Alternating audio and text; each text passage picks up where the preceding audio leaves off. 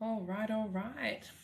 We are live. I don't know why my screen looks so dark. Did I put a filter on accidentally? I don't even know. I don't even know how to check it.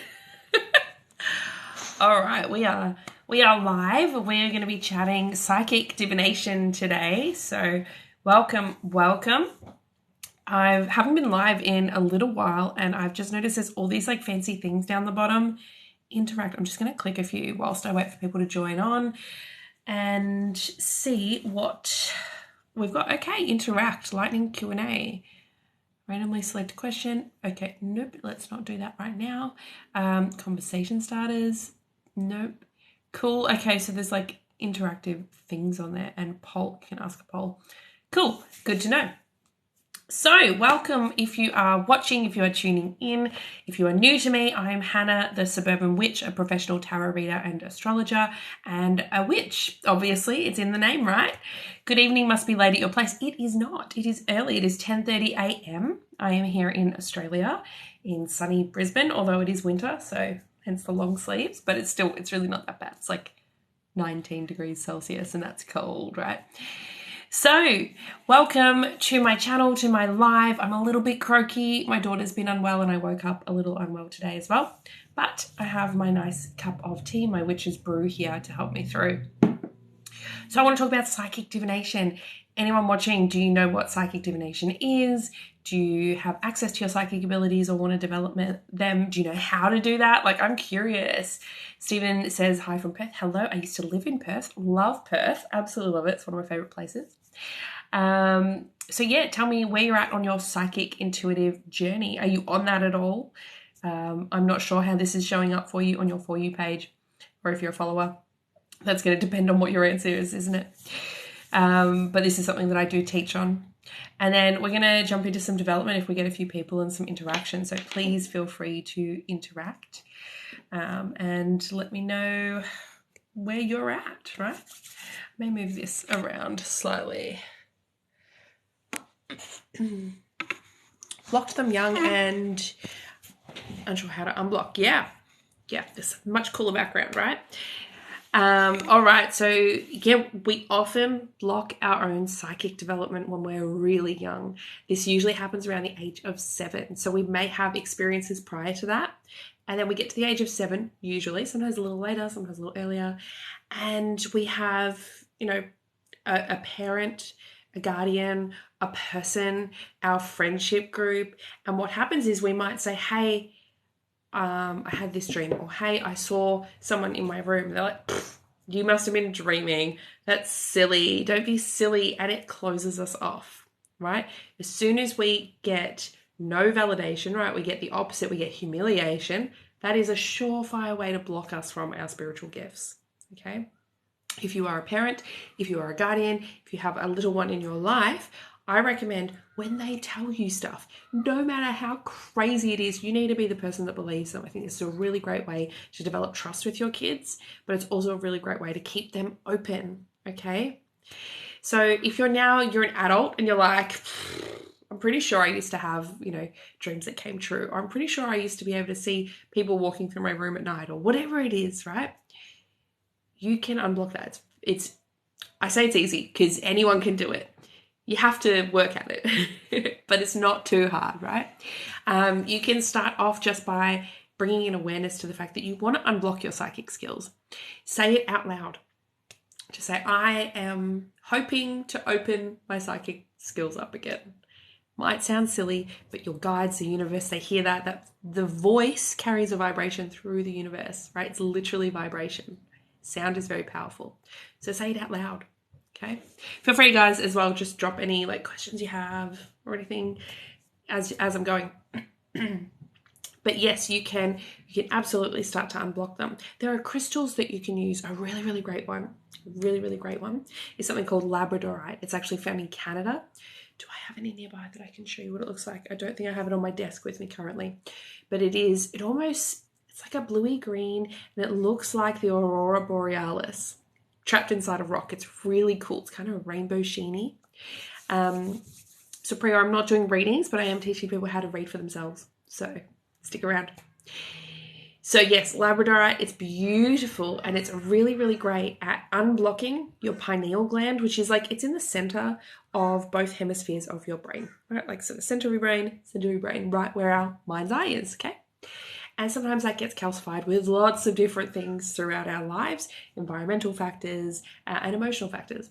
And that can be a really, really good one.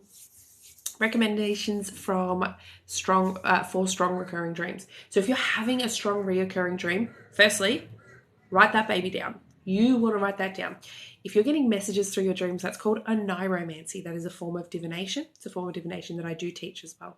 Now I have a blog post. It's very, very good, especially if you've never done it before, but it is all about dream interpretation.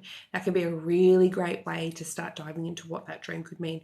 If it's reoccurring, there is a very strong message that you haven't got yet that's trying to come through, right? Something's like, hello, come on, listen, this is what we need to tell you. So what you need to do is write it down. And, you can time date it, all of that. Writing your dreams down for anyone that doesn't remember their dreams is the best way to start remembering your dreams. So even if you wake up and all you have is color, a word, or you wake up feeling like, I feel a little bit frazzled, I'm just going to write down frazzled.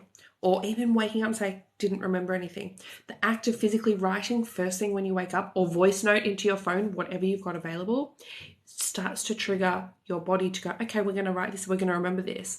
And the more of a habit it becomes, the more you remember. Next thing you know, you've got a page or two of your dream written down. And you can look back and it can be really, really fascinating. One of the things I recommend when you are practicing a niromancy, which is dream divination, is, aside from writing down your dreams, is to start looking for patterns. Oh, that's weird. Every single one of my dreams over the past week has revolved around this one person. Or maybe, oh, that's odd. Every single one of my dreams has had a key in it. A key, what do I need to unlock? There's something here I need to unlock. Start looking into those symbols and the themes and the patterns, okay? That's the first thing you need to do. Next thing that can be really, really helpful is to look for elements. Elements are earth, air, fire, and water. What is your dream based on? If you dream you are a mermaid, this is a dream I had once. I was a mermaid and I was swimming through the ocean and there was a man, so think like Little Mermaid, and I tried to bring him down under the ocean with me and he couldn't because he was human, he wasn't a mermaid. That dream, very, very water-based. And water dreams are all about relationships, intuition, right, and emotions. And for me, the dream meaning of that was my husband, the man in the dream. I wanted to bring him with me on my spiritual journey, but I can't force that on someone. He's not there yet. He's not a mermaid yet. There's something I need to swim and do on my own. That was the meaning from that one. There can be so many different ways you can look into it. If you have a dream about a volcano, that would be a fire element. That's likely to do with your projects, passions, motivations, right? Activities. What other questions do you guys have about opening up these psychic abilities and starting to tap in? Do you know what the psychic abilities are called? There are a few different senses that we have. What are they? Let me know. Because I think sometimes naming them and understanding how they work, how they come in, can be one of the first steps we can take to opening up to those. Because sometimes you don't realize that what you just got was a psychic hit because you didn't know that's how it works. It's like, oh, it's just this weird thing that I do. You didn't know. You didn't have a word for it. Yes, clairvoyance, clairaudience. Absolutely. So clairvoyance is clear seeing. That's what it means in French. And it refers to our mind's eye, and it refers to seeing things either physically in front of us, so a psychic vision physically, or a astral, like a spirit that we might see walking past. Or it could be in our mind's eye where it's, almost like when you're reading a book and you can visualize something, that sort of stuff. D. Reed says clairvoyance, clairaudience, clairsentience, claircognizance. Yes. Absolutely. So clairaudience is clear listening. So it's when you hear things, either physically or internally, your mind's eye, like an intuitive thought dropped in. Clairsentience is clear feeling. Okay, that's when you might get the shivers. Or you might have, oh, my hands feel hot around this person. Maybe that's showing that you're a healer. They need healing. Claircognizance is a clear knowing. You just know it. You're just like, I don't know how, I know that thing's not going to work. I just know, right? I don't know, I just knew that that's what they were going to say. I just knew it.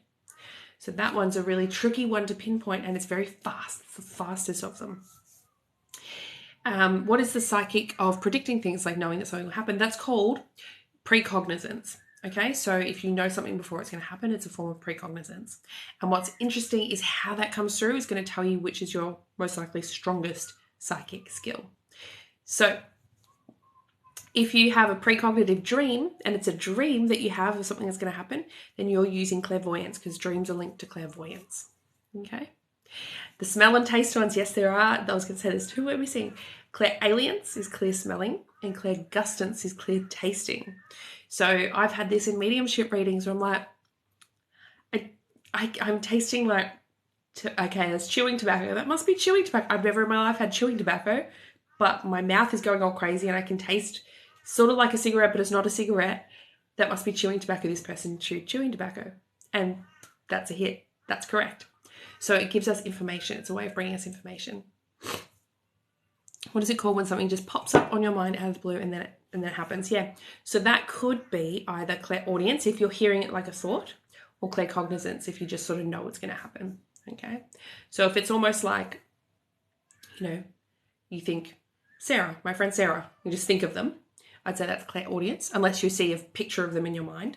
But maybe you think, my friend Sarah, you're like, that's weird. Why am I thinking about my friend Sarah? And then they call. You're like, oh, that's weird. That's weird. It's like that psychic link that you might have to them, right? It's like a thought, clairaudience. Now, we all have a strongest skill. So one of these skills will be strongest with us.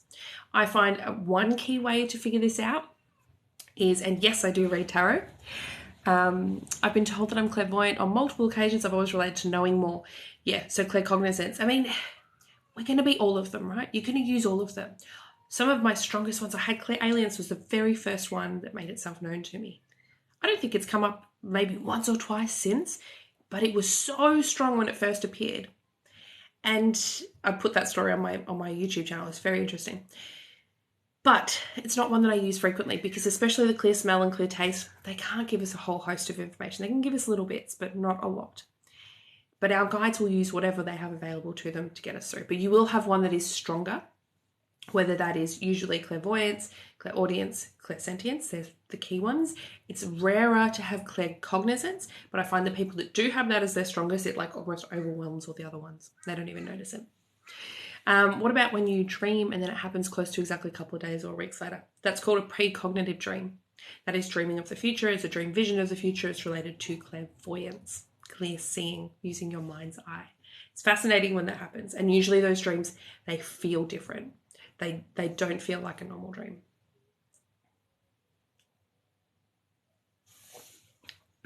Okay, D. Reed says, clairvoyance is currently my weakest. It's hard to train. Most tips require visualizing. Not necessarily. And I would recommend you train your strongest rather than your weakest. You're going to grow more if you train in your strongest. And the other ones can come up later. Doesn't really matter. You don't need clairvoyance. But yes, a lot of them require visualizing. But I think, especially for myself, I have what's called aphantasia. So I can't physically see things with my mind's eye, like not the way people think of. I don't know. When I try and visualize like a red star, I just see black. I see nothing. But if I was to say read a book, and this book says visualize a pink house on a green hill, I know what that looks like. I know what, I'm not seeing it physically in my mind's eye, whether my eyes are open or shut, but I can visualize what it is. Does that make sense? I'm not visualizing, but I can visualize it. It's a very strange distinction. It's one of those things like trying to describe a color to someone who can't see colors. Like that's how it feels sometimes. But don't think about it so much as needing to physically visualize. Just almost like pretend you're reading a book. If I was reading a book, what would that scene look like? Okay, you can describe it to yourself. It might be almost coming through more like clairaudience. Okay, so definitely focus on your strongest one rather than your weakest one. But then there are herbs you can use to increase those as well. Mugwort is a very good one, not pregnancy or breastfeeding safe, but mugwort is a very good one to start opening up your clairvoyance. You can use it in a cup of tea. You can use it in a little dream bag. You can use it in lots of different things. So we can get really creative with herbs. Crystals can be really good, okay? Amethyst. So purple and blue crystals I would recommend for clairvoyance. Okay. There's so much we can do. I've taught a whole course on how to, with specific exercises on developing and strengthening all of these skills. So it's like my topic of expertise, basically. I love that comparison, tend to take things too literal. Yeah. So a lot of people do think the way you thought, like you have to physically see it, right? That's common. That's what it sounds like when we say visualize.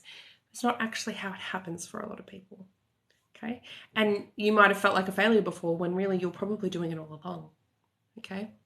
And so one of the other key things, so first you've got to have a name for it. You've got to understand how it might come through, what that could look like.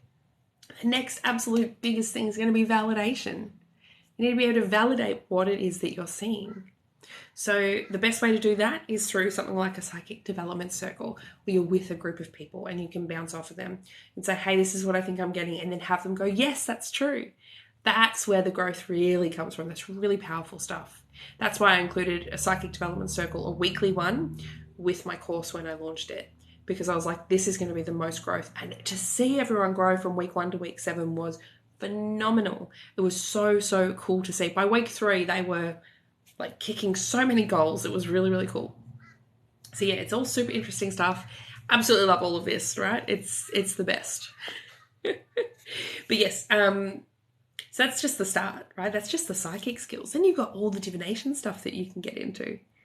It's really exciting. You've got tarot cards, okay? Tarot cards can help you to access your psychic development as well. So you can, yeah, it's what I do and I love it. If you use your tarot cards, right, it can help tap in with your clairvoyance, your clairaudience, all of that. You might pull a card and go, I'm hearing this sentence. That happens to me a lot. Like I'm hearing this quote, this sentence, this word. Or you might be drawn to a particular image. You're like, oh, it's just, none of the other ones matter. It's just this one on this card. This is what I need to talk about. Okay. It can be, you might pull a card and get a feeling in your body and it relates to that area of the body.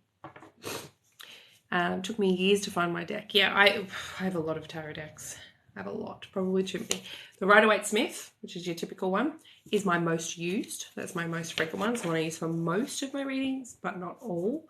But I do all forms of cartomancy, so I use oracle cards as well and other forms, plus a million other different types of divination. If you are interested, I will be opening up my course again probably in a month or so, roundabout, maybe 2 months. So for another intake of students, it is, it's not open to everyone. We cap the numbers because if we're doing a psychic development circle every week, you can't have 100 people in there, right? It's going to be a lot smaller. Hello, Brazil. So I like to keep it nice and intimate because that's important to people feeling safe to grow and to try new things and all of that as well. But you can register your interest on my website if you're interested. But I do also have on my YouTube channel a few development exercises for each of the clairs. So you can watch one for clairvoyance and try one of the example tests that I put up there. And if you like it, then yeah, jump on over. Thanks, Becky Sue Lucky. She says, I'd love to be in your course. It's really fun and we all become really, really close as well. So that's something you can either register for on my website. It's just signing up for like the mailing list for updates, and it'll tell you when the doors open again. It'll give you all the information, tells you all the modules. Like you're not signing up yet. You can choose to do that if you wish. I'm a no pressure salesperson because I don't like feeling like I'm being pressured either. But if you just want to know the information, and then if you choose to sign up, I'd love to have you on board. And if anyone's interested as well, I do have one psychic divination box on my website, which is if you're like, oh, I want to get into this, I don't have any of the things, I don't really know where to start. That is a box with, I already get your emails and love them. Do I need to, yeah. Yes. Well, thank you. Love that. So I do have an email coming out tomorrow to my regular list, which will talk about the course as well. And you can register, like it's got a link to go to the page to register for that specific one, because a lot of the course specific emails go through there. So I'm not overwhelming the rest of my list, if that makes sense. So I've got them separated. I was going to say something else. Yes, on my website at the moment. So I've got this psychic starter box. And it's got a tea that includes mugwort, lemon balm, chamomile and peppermint. It's really, really great for getting you in the mood, getting you in the zone for doing any form of psychic work. It has a pendulum, so if you're after a pendulum, it's got a rainbow moonstone pendulum in there. It has a deck of tarot cards, so it's got a Rider-Waite-Smith tarot deck. It has a, do I have one here to show you? I think it's behind me.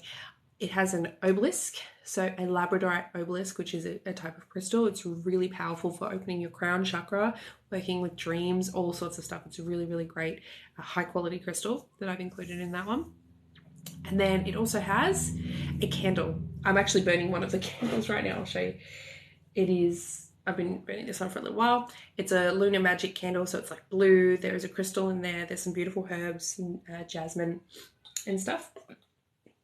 It's really good for setting your sacred space and your ritual space when you're going into the process of doing any form of psychic divination. So that might be something that you're looking for, where you have all of those tools ready to go and can start practicing or jumping in with them.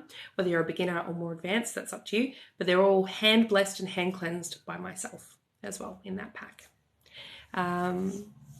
Labradorite has helped me so much with my dreams, more vivid. I love it. I don't know if you meant labradorite or lepidolite. It came through as laboratory. I was like, I'm gonna guess labradorite. Yes, labradorite is great for dream work as well. Again, crown chakra, any of the crown chakra stuff, perfect for dream work, perfect for clairvoyancy and any form of connection to the universe and divine and that sort of thing. So very, very exciting. So that is like a breakdown of ways you can get in touch with your psychic development. Obviously, this is just thrown into a very quick live. Do you have any other questions before I jump off today? My tea's gone cold. Because I am all ears for you if you've got any questions. If not, I will jump off, but I do recommend jump on over to my Instagram page. If you are someone that is interested in the tarot, wanting to further your tarot skills, I've actually got like a tarot reading swap going on my Instagram page. So you can jump on and you can go like, hey, I want to practice reading for someone, anyone want a reading? And then they give you feedback for your reading. So it's a great way to develop that specific skill. Thanks for your live. You're very welcome, Doris. And hello, Nish. And yes, I do teach tarot. I actually had a video go up on my YouTube today, which is how to get started with tarot. It's part of my tarot playlist. So there is everything you pretty much need to know to get started with tarot. All the frequently asked questions, like it covers everything. Do you do any type of rituals before trying to pick up psychic insights from cards? I used to be a lot more ritualistic in what I did. And I think some of that stays. I'll often light a candle. And it depends. It depends if it's just for a friend, for me, for my husband, whatever. Like I'll just pull out the cards, right? Same name on Insta, yes, suburban_witchery. There are a few scam accounts. I don't have anything else. It's just suburban_witchery. It is linked on my website as well if you want to make sure you got the authentic real me. It's got about a bit over 28,000 followers. So that's how you know it's me. But if you want to, so rituals. Sorry, my nose is running. As I said, my daughter's been sick and I woke up not well today. I'm not going to do this on the live. There we go. Yes, so now it depends. Like I had a reading this morning, so I had some Kananga spray and called in my guides and the guides of the person that I'm reading for, called in my deity. So I might do something like that. Depends on the working. Right? If I'm doing something with my scrying mirror, I'll show you. This is a scrying mirror. So this is black obsidian, so it's a crystal. Black obsidian scrying mirror. If I'm working with that, which is a form of what I call free-flowing divination, I put divination into 3 categories. Simple divination, pendulums, flipping a coin, that sort of a thing. Classic divination, which is systemized. That might be astrology, palmistry, tarot cards. And then free-flowing divination, that's usually scrying. So pyromancy, which is reading a flame or reading the fire. Capnomancy, reading the smoke. Chiromancy, reading the wax. Or reading a scrying mirror like that. If I'm doing one of those, much more ritualistic, because you need to get in the zone. You need to almost enter a trance-like state to do that. And I often use my scrying mirror to connect with my deity, which is Thoth. And so I'm like setting up for a half hour to an hour session. I want to make sure that I am totally in the zone. It is a dark room. There is one candle. I have incense going, usually frankincense or myrrh. Like I'm pretty intense with those ones. But if I'm just throwing cards, I'm less so. but I used to be. And now I think I slip into that zone very quickly and easily because I've been doing it for so long. Okay. And that's practice. Must be tough with the mirror. The mirror is super fun. It's not tough if you have a good access to your psychic abilities, if you have a good knowledge of symbols. Okay. So there is a lot to learn there. If you do end up signing up for my course, I'll just let you know what the modules are so you can see the progression. So we start with the foundational basics of psychic work, okay? Any form of psychic work. And this is going to be things like cleansing, grounding, shielding, meditation. These are the things you have to be doing and you have to be proficient at before we can get started at anything else, okay? So doing that. The next module is on simple divination. So that is pendulums, coin flipping. We talk about a few other different types as well. How to do it. It's usually things with a yes, no answer. Pretty simple. You don't really need to know too much about it. Just what it is and sort of how it works and, you know, how to get your answers with the pendulum, that sort of thing. Then we go to module 3, and that is all about symbols. And that is a pretty intense module because that is symbolism in, you know, universal symbolism, personal symbolism. I take you on a journey to meet your spirit guides and get specific symbols that are unique to you to find out when something's aligned and not aligned in your life. It's really, really amazing to come out of that and to then meet in those psychic development circles once a week and all share what sort of symbols we got. It's really interesting. Some people didn't get a physical symbol, they got a feeling. So they were using their clairsentience. So it's really fun to see how that progressed. So that's a very intense one, all about, as I said, symbols, understanding what they mean. And then going from there, we go into the psychic skills. So we do the main psychic senses, so clairvoyance, clairsentience, and clairaudience. After that, orca, killer whale as a totem is a special meaning. Yeah, so when I go into symbolism, it's not as simple as, what does this symbol mean, right? There is universal and personal symbolism. So universal symbolism might see a whale, and most people might come up with, you know, creature of the deep. Maybe it means something very large. It's you know, a symbolic reflection of a very big thing. So if you see a whale in your dream, maybe there's a really big problem in your life, right? If it's a killer whale, they can be quite aggressive. Maybe it's an aggressive problem in your life. There's a few things you can garner from that. Maybe if you see a dead whale, maybe that problem's over. You're not going to have to deal with that anymore. So there's a few ways you can get into that. Then there might be personal symbolism, which might be cultural significance to you personally and the culture you were raised in. Or there might be that one time that I went to the Killer Whale Museum down on the coast with my grandfather. And now when I see whales, I think of my grandfather. No one else is going to have that, but you will. So that's where we need to start deciphering our own symbolism with the universal. So then after the main psychic senses at module 4, we do module 5, which is classic and systemized divination. So I give you how to get started with cartomancy, with tarot, with oracle cards, astrology, how to run your own birth chart and start to analyze it. And then also palmistry as well, how to start reading your hand. After that, we go into the secondary psychic senses. So that's your clairalience, clairgustance, claircognizance, clairtangency, so working with psychometry. It's really fun. And the last module is that free-flowing divination I was talking about. Pyromancy, mirror scrying, fire scrying, wax reading. So we do some literal wax reading. It was actually pretty amazing because I filmed that module late last year, made some predictions as I did it. And then when we did the first run of the course in April, I jumped on that psychic development circle and was like, hey, guess what? Those predictions came true, and was able to show proof of what happened. So that was pretty amazing to also see. And then they're getting that validation as well that this isn't all hooey, like it actually works, you know, because it does. It actually works. This stuff is real. And I don't care how skeptical you think you are. Usually that's a closed off crown chakra. Skepticism is good, so we don't believe everything. But when we're overly skeptical, you're just closing yourself off to the magic of the world, and the world is magic. It really, truly is. All right, I think my voice, my cold, has had enough talking for this morning, but I hope this helped you guys. I hope this helped to give you some of the terminology to start connecting in with your psychic senses. I hope this helped you to sort of see where you can take it, how it can come through, that it's not the same for everybody. It can be really, really personal and unique to you as well, and the different ways it can we can work with that. Yeah, just as a little taster, little teaser. As I said, jump on over to my website, suburbanwitchery.com, and you can register for that course or register your interest for the course. It just gives you the information. And my Instagram, if you want to start doing like some tarot reading swaps, you don't even have to swap. You can just ask for a reading and make sure you give feedback to that person just as a form of energy exchange, right? So you can go and get a free reading from someone who's learning and help in their journey as well as your own. All right. Carter said, very helpful and insightful. Thanks for sharing. You're welcome. Doris says, well, thanks. Take care.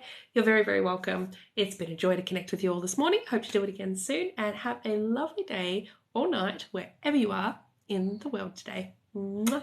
All my love. And thank you for the follows.